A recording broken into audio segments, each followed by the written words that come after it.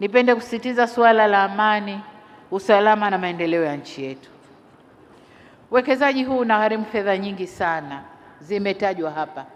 Upande wa reli peke yake ni trilioni 7 karibu na nusu, mbali miradi mingine ya meli, bandari.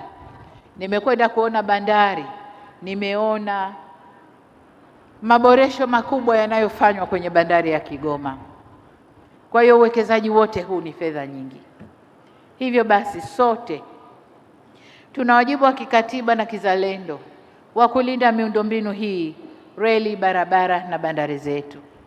Hujuma yoyote dhidi ya miundombinu hii si hasara kwa serikali peke yake, bali ni kwa kila Mtanzania, kila anayelipa kodi na nchi kwa ujumla.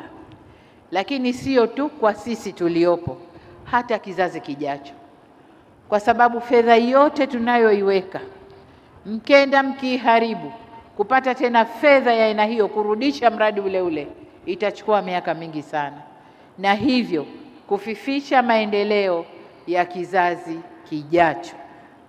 Kwa niwaombe sana wananchi wa Kigoma wote kuwa na itikadi ya usalama kwanza, halafu maendeleo yetu.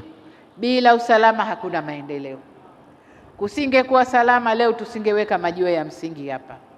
Wana Kigoma msingefurika kwa wingi hapa. Kila mtu angekuwa amejifungia na kuogopa kutoka.